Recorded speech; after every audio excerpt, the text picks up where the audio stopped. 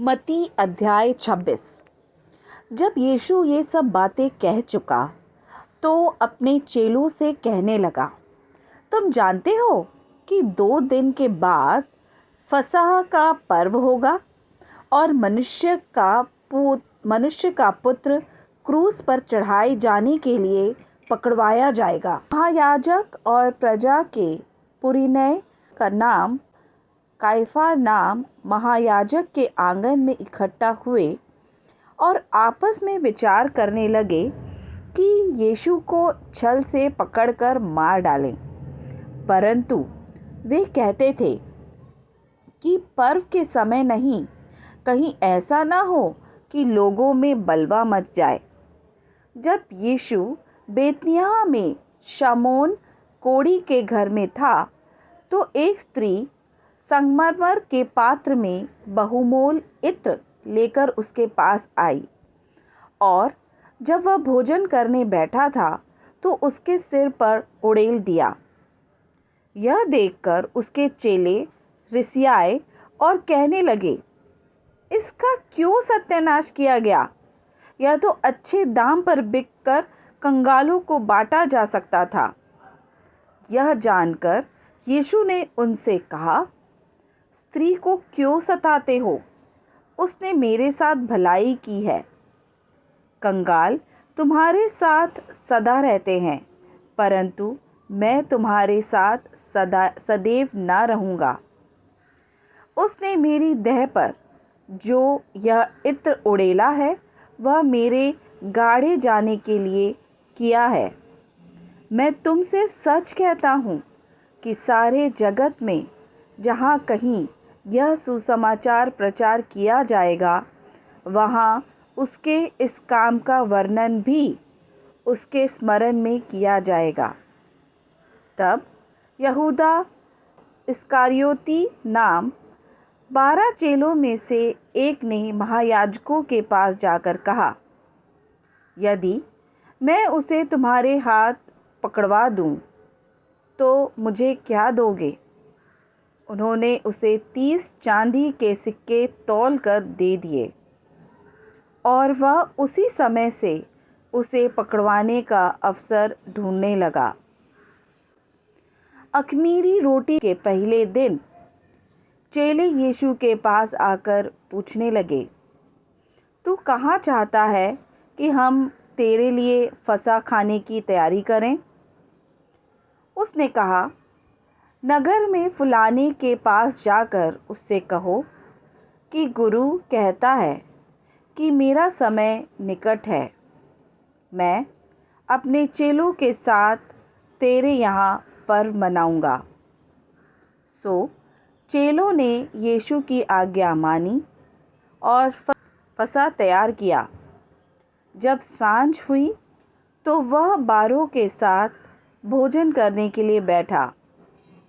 जब वे खा रहे थे तो उसने कहा, मैं तुमसे सच कहता हूँ कि तुम में से एक मुझे पकड़वाएगा। इस पर वे बहुत उदास हुए और हर एक उससे पूछने लगा, हे गुरु, क्या वह मैं हूँ? उसने उत्तर दिया कि जिसने मेरे साथ थाली में हाथ डाला है वही मुझे पकड़वाएगा। मनुष्य का पुत्र तो जैसा उसके विषय में लिखा है जाता ही है, परंतु उस मनुष्य के लिए शोक है जिसके द्वारा मनुष्य का पुत्र पकड़वाया जाता है। यदि उस मनुष्य का जन्म ना होता तो उसके लिए भला होता। तब उसके पकड़वाने वाले यहूदा ने कहा कि हे रब्बी, क्या वह मैं हूँ? उसने उससे कहा, तू कह चुका। जब वे खा रहे थे तो यीशु ने रोटी ली और आशीष मांगकर तोड़ी और चेलों को देकर कहा, लो, खाओ, यह मेरी देह है। फिर उसने कटोरा लेकर धन्यवाद किया और उन्हें देकर कहा, तुम सब इसमें से पियो, क्योंकि यह वाचा का मेरा वह लहू है जो बहुतों के लिए पापों की क्षमा के लिए निमित्त बहाया जाता है। मैं तुमसे कहता हूँ कि दाख का यह रस उस दिन तक कभी ना पीऊँगा जब तक तुम्हारे साथ अपने पिता के राज्य में नया ना पीऊँ। फिर वे भजन गाकर जैतून पहाड़ पर गए। तब यीशु ने उनसे कहा, तुम सब आज ही रात को मेरे विषय में ठोकर खाओगे, क्योंकि लिखा है कि मैं चरवाहे को मारूंगा और झुंड की भेड़ें तितर बितर हो जाएंगी। परंतु मैं अपने जी उठने के बाद तुमसे पहले गलील को जाऊंगा।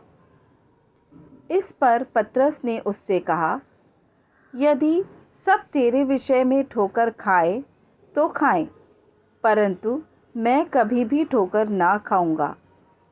यीशु ने उससे कहा, मैं तुमसे सच कहता हूँ कि आज की रात को मुर्गे के बांग देने से पहले तू 3 बार मुझसे मुकर जाएगा। पतरस ने उससे कहा, यदि मुझे तेरे साथ मरना भी हो तो भी मैं तुझसे कभी ना मुकरूंगा। और ऐसा ही सब चेलों ने भी कहा। तब यीशु ने अपने चेलों के साथ गतसमनी नाम एक स्थान में आया और चेलों से कहने लगा कि यहीं बैठे रहना जब तक कि मैं वहाँ जाकर प्रार्थना करूँ। और वह पतरस और जब्दी के दोनों पुत्रों को साथ ले गया और उदास और व्याकुल होने लगा। तब उसने उनसे कहा, मेरा जी बहुत उदास है, यहाँ तक कि मेरे प्राण निकला चाहते। तुम यहीं ठहरो और मेरे साथ जागते रहो। फिर वह थोड़ा और आगे बढ़कर मुंह के बल गिरा और यह प्रार्थना करने लगा कि हे मेरे पिता, यदि हो सके तो यह कटोरा मुझसे टल जाए, तो भी जैसा मैं चाहता हूँ वैसा नहीं, परंतु जैसा तू चाहता है वैसा ही हो। फिर चेलों के पास आकर उन्हें सोते पाया और पतरस से कहा, क्या तुम मेरे साथ एक घड़ी भी ना जाग सके?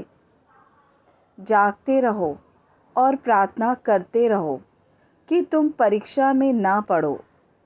आत्मा तो तैयार है, परंतु शरीर दुर्बल है। फिर उसने दूसरी बार जाकर यह प्रार्थना की कि हे मेरे पिता, यदि यह मेरे पिए बिना नहीं हट सकता तो तेरी इच्छा पूरी हो। तब उसने आकर उन्हें फिर सोते पाया, क्योंकि उनकी आंखें नींद से भरी थी। और उन्हें छोड़कर फिर चला गया और वही बात फिर कहकर तीसरी बार प्रार्थना की। तब उसने चेलों के पास आकर उनसे कहा, अब सोते रहो और विश्राम करो।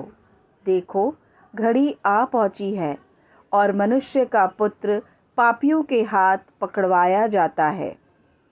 उठो, चले, देखो, मेरा पकड़वाने वाला निकट आ पहुंचा है। वह यह कह ही रहा था कि देखो, यहूदा जो 12 में से एक था आया और उसके साथ महायाजकों और लोगों के पुरनियों की ओर से बड़ी भीड़ तलवारें और लाठियां लिए हुए आई।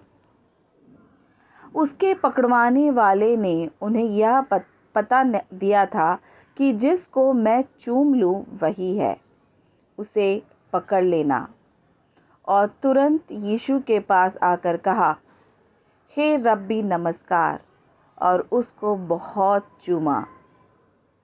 यीशु ने उससे कहा, हे मित्र, जिस काम के लिए तू आया है उसे कर ले। तब उन्होंने पास आकर यीशु पर हाथ डाले और उसे पकड़ लिया। और देखो, यीशु के साथियों में से एक ने हाथ बढ़ाकर अपनी तलवार खींच ली और महायाजक के दास पर चलाकर उसका कान उड़ा दिया। तब यीशु ने उससे कहा, अपनी तलवार काठी में रख ले, क्योंकि जो तलवार चलाते हैं वे सब तलवार से नाश किए जाएंगे। क्या तू नहीं समझता कि मैं अपने पिता से विनती कर रहा हूँ और वह स्वर्गदूतों की 12 पलटन से अधिक मेरे पास अभी उपस्थित कर देगा? परंतु पवित्र शास्त्र की वे बातें कि ऐसा ही होना अवश्य है क्योंकि पूरी होगी।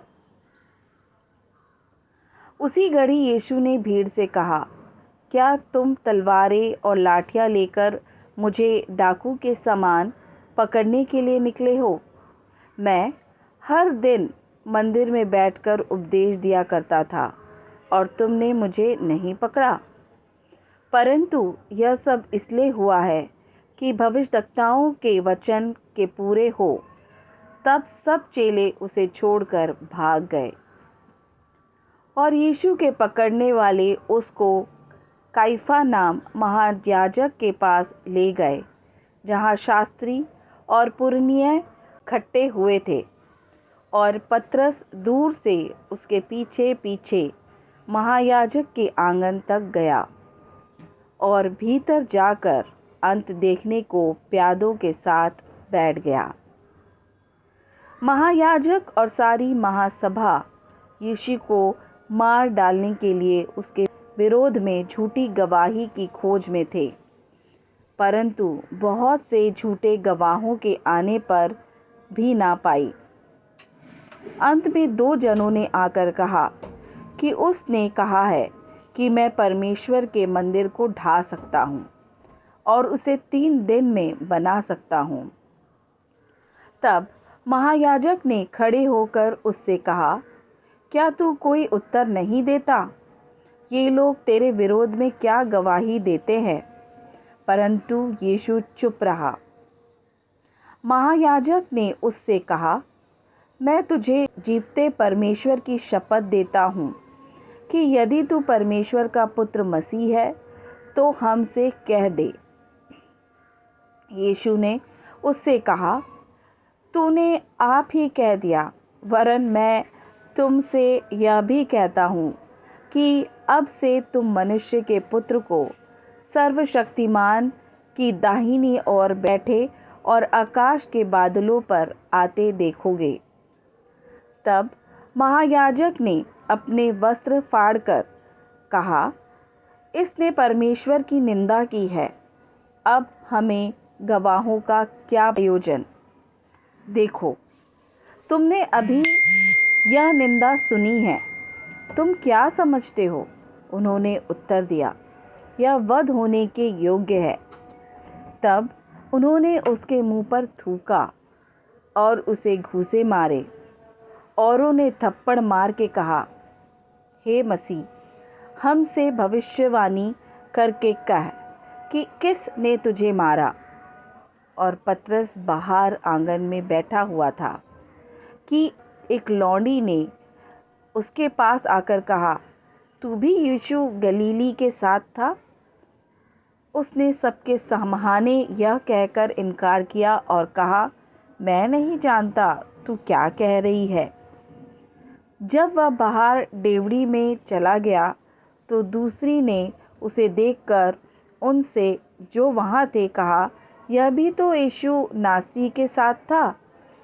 उसने शपथ खाकर फिर इनकार किया कि मैं उस मनुष्य को नहीं जानता। थोड़ी देर के बाद जो वहाँ खड़े थे उन्होंने पतरस के पास आकर उससे कहा, सचमुच तू भी उनमें से एक है, क्योंकि तेरी बोली तेरा भेद खोल देती है। तब वह धिक्कार देने और शपथ खाने लगा कि मैं उस मनुष्य को नहीं जानता, और तुरंत मुर्ग ने बांग दी। तब पतरस को यीशु की कही हुई बात स्मरण आई कि मुर्ग के बांग देने से पहले तू 3 बार मेरा इनकार करेगा। और वह बाहर जाकर फूट फूट कर रोने लगा।